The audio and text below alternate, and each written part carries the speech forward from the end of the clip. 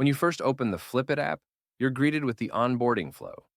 The first few pages are informational.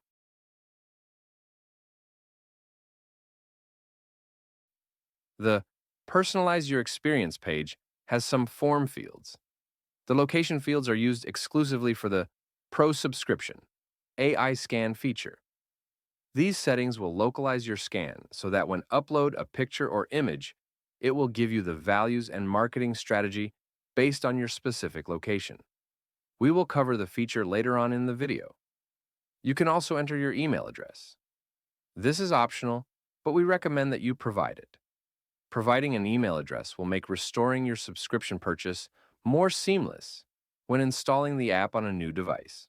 Note that your project data is stored locally on your device for privacy. We recommend keeping your phone's system backups active to ensure your projects move with you to a new device.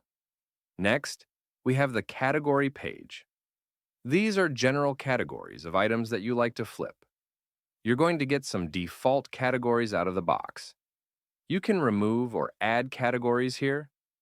I'll remove one of the defaults and add a new category. Now, let's start flipping. You'll notice that you immediately land on the Projects page in the app. I recommend first going to the Categories tab to complete setting up our categories. Tap on a category to add category types. Category types are specific items within the category of items that you flip. When I tap the Vehicles category, you can see that we have a default added for cars. I'm going to add another type, dirt bikes. I'll go ahead and leave it at that for now. You can see that I've got two category types under the Vehicles category now.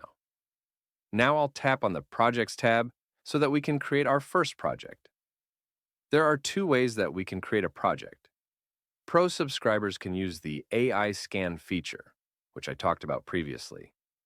The AI scan feature allows you to take a photo of any item of interest, be it an item that you see in a thrift store or the screen of an item you spot for sale on an online marketplace.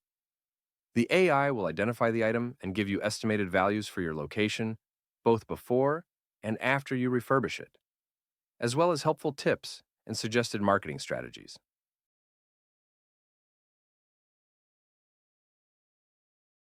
I'm going to add the project manually. I will select the category type that I had entered previously. You have several options for your project's status, which are self-explanatory. Draft would be a project you have purchased and is in your queue. I'm going to mark this project as in progress, since I've already started on it. Next, add the amount that you purchased it for and your estimated sales price after you've completed the refurbish. I'm going to go ahead and leave the notes blank for now. Now tap the button to create the project. On the free tier, you can have up to 10 active projects. Your project is now added to the projects list. You can see you have some high-level detail showing estimated profit, ROI, running expenses, and so forth. These values change to actual once the project is marked as sold. You can tap on the project to view the details. In the Details view, we have some options. We create tasks for the project. Add photos of the project. I'm going to go ahead and add photo right now. We can either add a photo from our gallery or take a picture. I'll take a picture of the old, dirty dirt bike. On the free tier, you can add up to 5 photos per project. Tapping on the photo will give you a larger view of it. Next, I'm going to add some tasks. The first thing I'm going to do is clean it. I'm going to rebuild top end of the engine, so I will add it as a task. Next to the Details tab, you have the Expenses tab. Here we will add the expenses for the project as we progress through the repairs. Tap to add an expense, and you can see there's 2 types of expenses: material and time expenses. There are 2 types of time expenses. I'll demonstrate both types. Tap on Time Expense. I will add time that I personally spent on the project. The time you enter will be used to help the app calculate your profit per hour for the project, invaluable information for a flipper. I highly recommend adding any time that you spend on the project, whether it's time working on the project, driving to pick up supplies, or time listing the finished project online. The more disciplined you are at tracking your time, the more you can grow the profits and efficiency of your venture.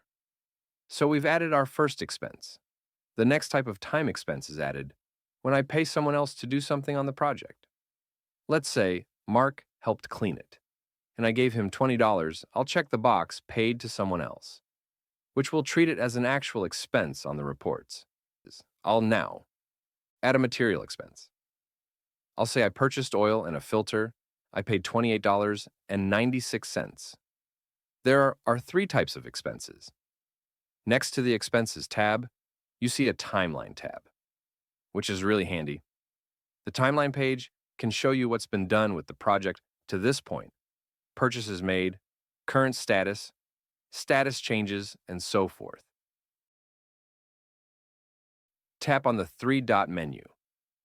Here, you can edit or delete the project if you so choose. That's the walkthrough of creating a project manually, as well as managing a project. Since I am working with a fresh install of the Flip It app, I need to restore my Pro subscription. If you are on the free tier, you can tap on any of the Pro features to see the Pro subscription price options, redeem a promo code, or restore your Pro subscription purchase. I'll go ahead and restore my Pro purchase. Now I'll go back to the Projects tab and to demonstrate how to create a project using the AI valuation feature. I'm going to scan my air compressor. I'll say I paid $20 for it.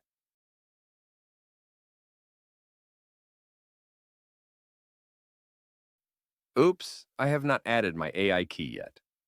First, I need to add it. Okay, I've copied my key to the clipboard. I'll add it in the Global setting, under the Business menu tab. It's a Google key, so I'll leave it on Google, and I will paste my key right here. Currently, we support Google and Grok for AI. Tap on the link for instructions on how to create your free key for either of the options. Once the key is added, you can see the different models for the AI with recommended options. I'll save my key and model selection now and go back to the Project tab and try this again.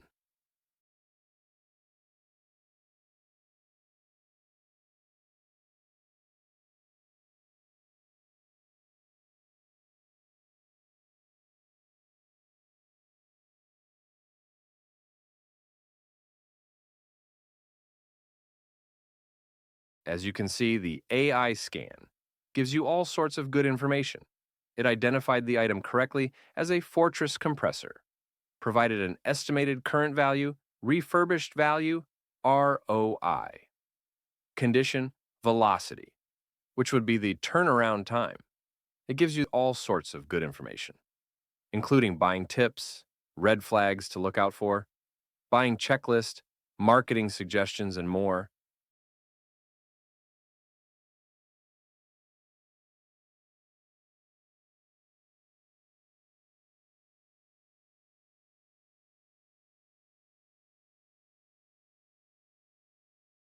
But anyway, I'll go ahead and apply this as a new project. So now we're on the new project creation page.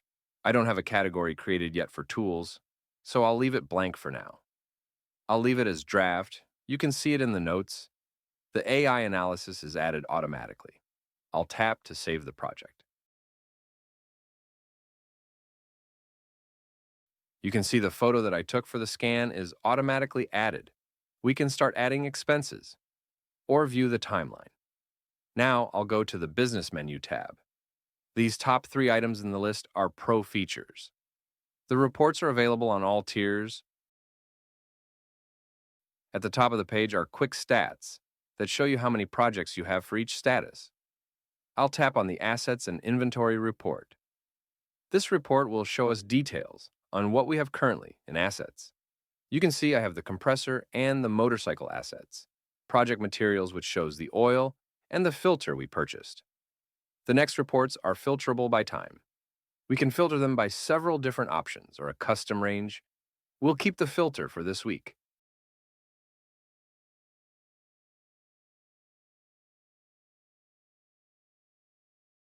Expenses breakdown report, we can filter here as well.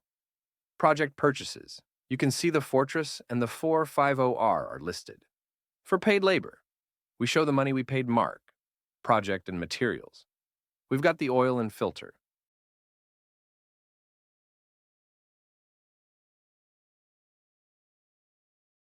The sales and profit reports are showing zero values because we haven't marked any projects as sold. Here you will see the pro tax and business reports, which will provide you a profit and loss statement as well as a Schedule C.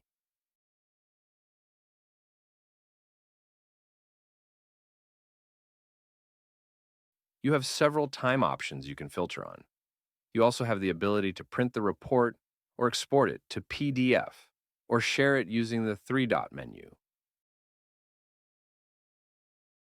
By the way, if you have the Pro subscription, you can also do that with the other reports that we've gone over.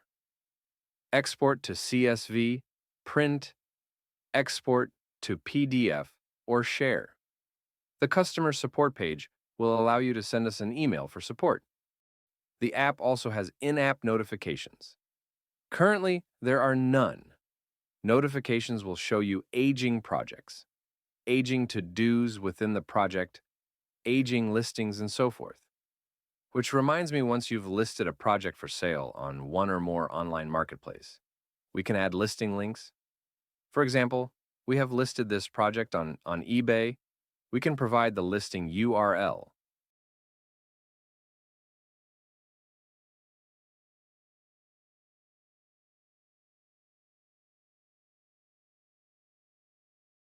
Now you can see the quick links to your listing in the project's header so that you can quickly navigate to the listing page. Obviously, I just put in the eBay homepage for this demonstration. Now I'll go over some more of the Pro subscription features. We'll go back to the business menu and we'll look at the expense types, asset purchases, and business expenses. So expense types are buckets for your added business expenses, or asset purchases. We've got capital expenses. These are items that can be amortized for your business or depreciated on your taxes. And we've got some preset categories. You can go ahead and add more categories or edit these categories to suit your business. And there are operating expenses. These are operating expenses such as insurance, advertising, office supplies, and so forth. You've got several options available out of the box for you. Again, you can adjust these to suit. Now let's go ahead and add both an asset purchase and a business expense. First, I'll add an asset purchase. I'll add a table saw purchase. Expense type will be tools and equipment. I'll leave purchase date as today. Let's say I paid $320.58 for it. If you have a paper or electronic receipt, you can take a photo or upload it. You can add notes for the expense. Let's go ahead and add a business expense. I'll add rent as the expense. Expense type rent or lease. Amount $500. I'll just leave it as today. So now I've added a business expense. Now I'll go back to the reports so that we can see these new additions.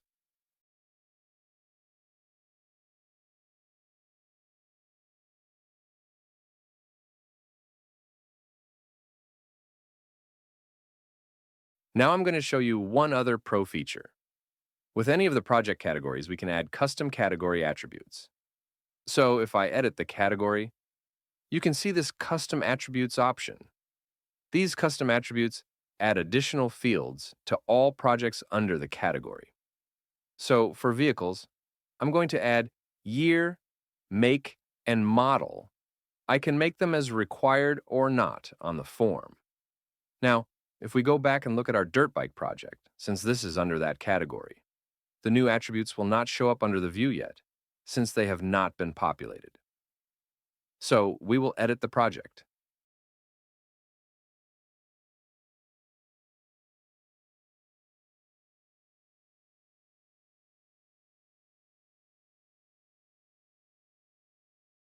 Now I'll show you another cool feature. I can now search eBay using these custom attributes. This is a convenience feature. So if I need a part for my 450R project or want to see what others are selling theirs for on eBay, I can just tap on Search eBay. You can refine your search if needed with eBay. This can be a very useful convenience feature. Anyway, that's the basics of the app. I'm sure I forgot something, but that's good for now. Thanks for watching and have a great day.